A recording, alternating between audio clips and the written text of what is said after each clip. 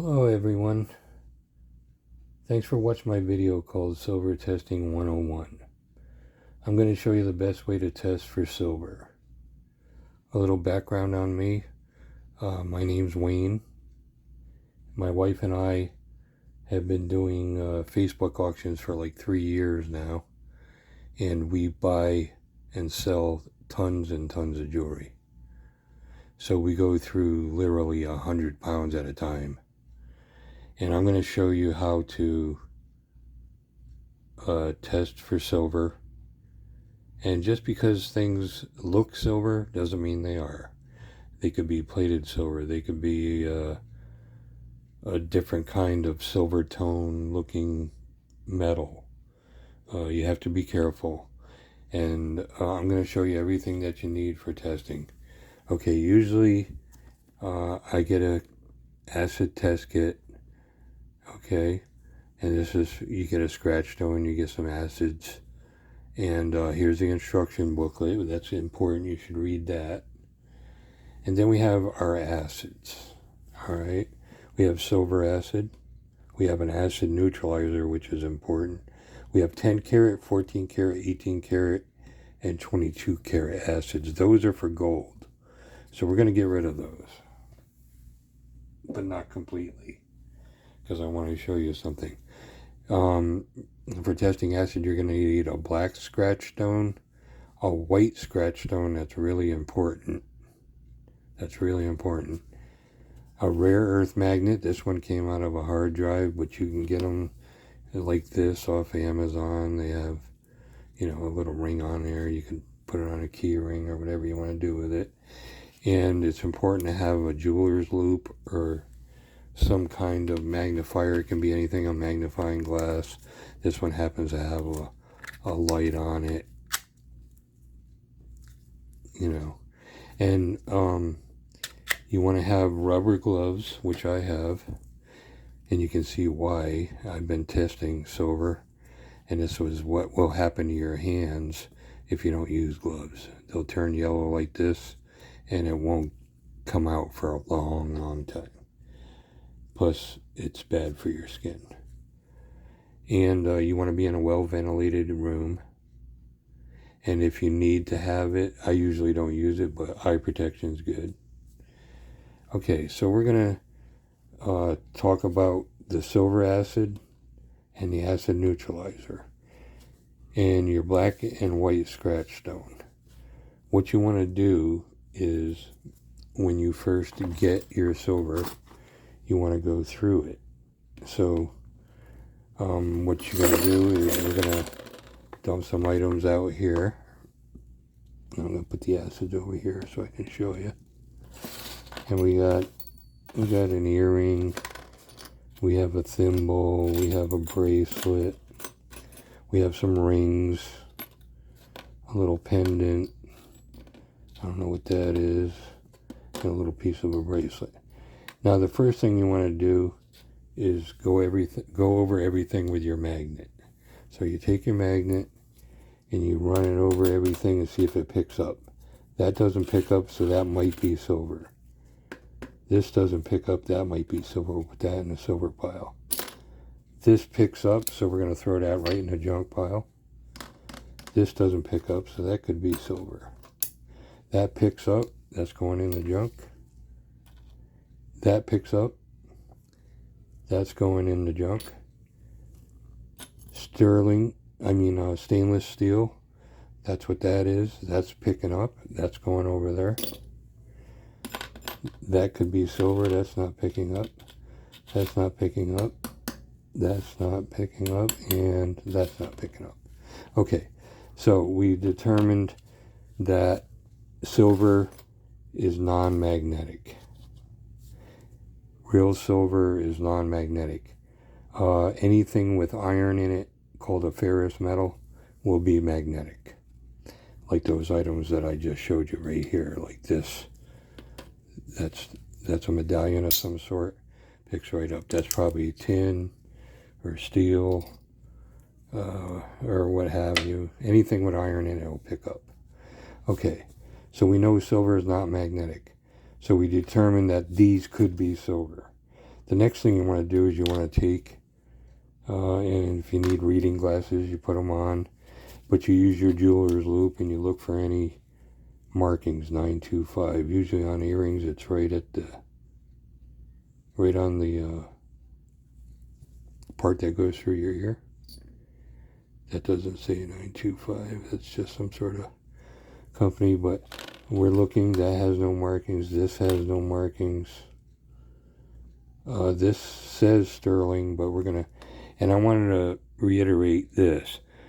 Just because it says sterling or it says 9.25, which means 92.5% silver, just because it has that on there doesn't mean it is it. Because there's a company called 925 and they market 925 all over the place. There's Chinese knockoffs. It's just silver plated stuff, and it picks up with a magnet, or it's not really silver, and I'm going to show you how you determine that. But you just take your, after you do the magnet thing, you take your magnifier and you look for any marks. And I can tell you there's some marks on some of these, but we'll go through that and everything. But right now we're going to show you how to test for silver. Okay, so you have your black stone, and we're going to do the thimble first. And I'm just going to do 3 at a time, just so I can set the item behind it. And we're going to put that on number 2. And you want to scratch kind of hard because silver plating can be heavy. And you want to make sure that your buyers or whoever you're getting your silver from, you want to make sure that it's really silver and not just silver plated. Okay, and then we'll do this ring. And none of those show a different color. And on number 4, I'm going to do this earring. Okay, this is a perfect example. I can see it already. The earring shows up a different color. See, the other 3 are silver. The earring is actually silver plated copper. So we're going to throw that in a junk pile right now. And copper is non-magnetic, so you can get fooled. You can get fooled with copper or brass and nickel, because none of them pick up with a magnet, and they could all be base metals underneath your silver plating. Okay, so we have these 3 items, and you can see that we already got rid of one. That was that earring, but these 3 look silver, and we're going to see if they really are silver. We're going to do them on the white stone, and I'll show you why. You can do them on the black stone too, and I'll show you that. But I'm going to show you why we do them on the white stone. It's just easier.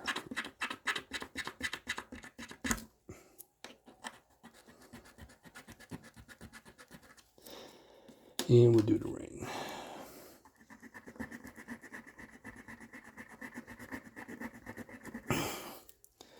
Okay. Now, you take your silver acid on a black stone and you put it on the 3 silver tone marks scratch marks we have. And it's hard to see if they are silver because of the black.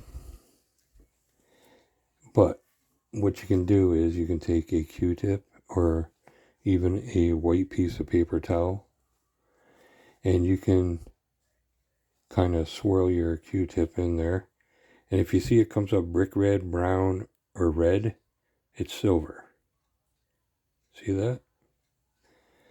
Now let's just check the second one, which is this piece. That's black. So we know that's not silver. That goes in the junk. Then we'll do the ring. That's definitely sterling. See the brown on there, or dark brick red? That means it's silver. Now, if you want to forget that step, just use the white stone. We already have our 3 marks on there. And you take your acid and you just put a little drop on each one.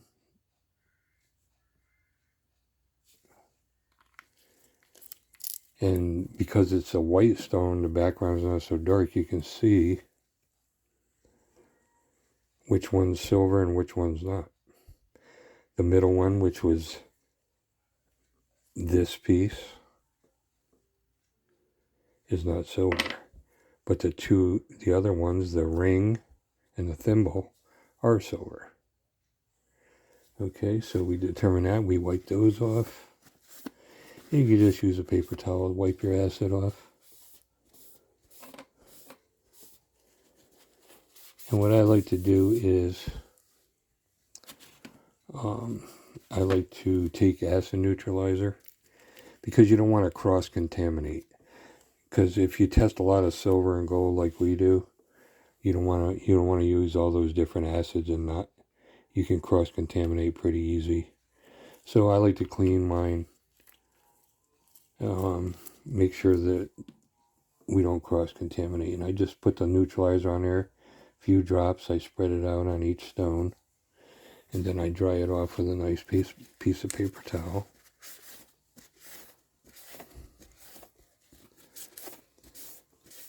And now it's all the old acid is neutralized on there.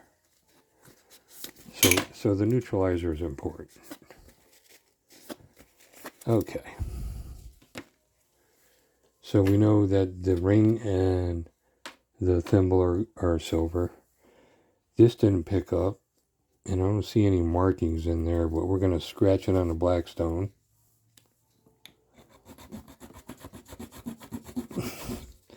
And I can show you that it's copper already. So that's that ring, which looks silver, is plated copper.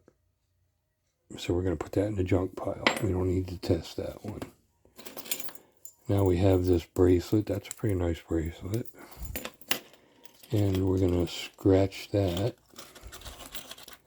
on the black stone, see if there's any copper comes through or brass. It's silvery, so we're going to do it on the white stone because it's silvery. And then we got this piece. Oh, okay. You can see that it says 925 right there. And that's a good indication that it most likely is sterling silver. But like I said, there's a company called 925 and Chinese knockoffs that put 925 on a lot of stuff. So you have to check it anyway. So we're going to check that, and we're going to put this on this side and this on this side.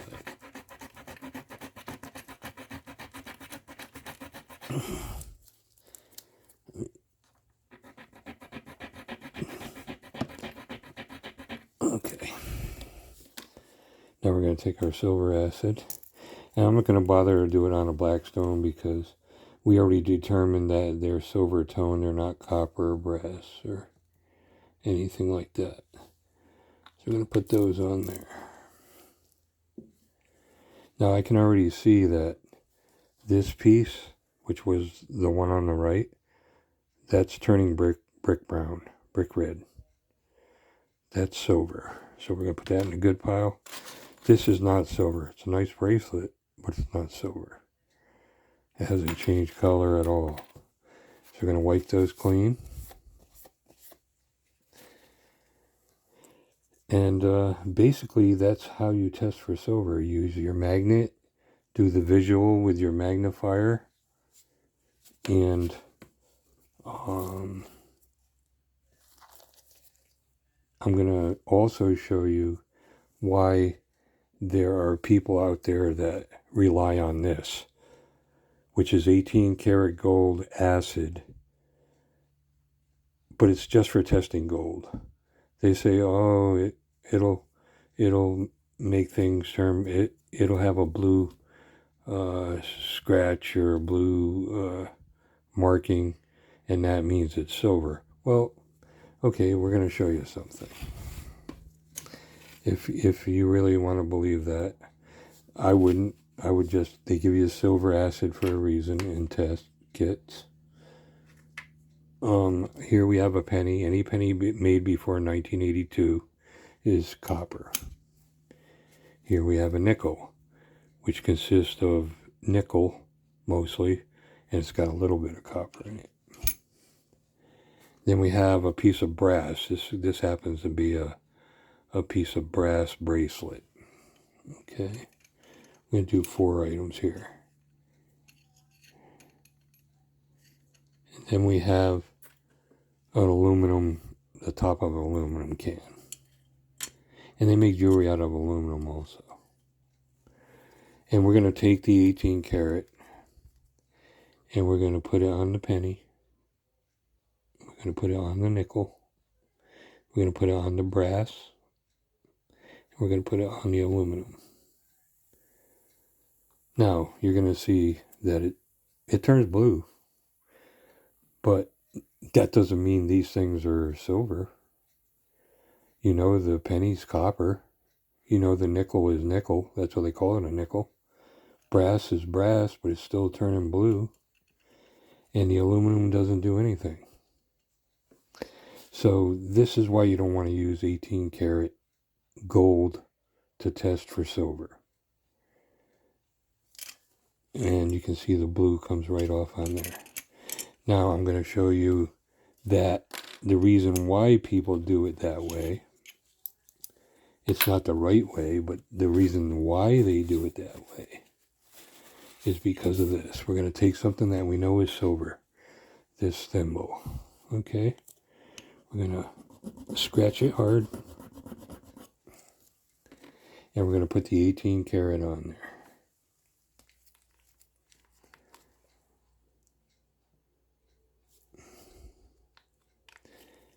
Now, you can see that it does kind of look blue, but that's an optical illusion. And I'll show you why. If you take the nice clean Q-tip and you wipe that, there's no blue on the Q-tip. There's no blue whatsoever on the Q-tip. And if I scratch that thimble on the white stone and put 18 karat acid on there, you're going to see that it really doesn't turn blue.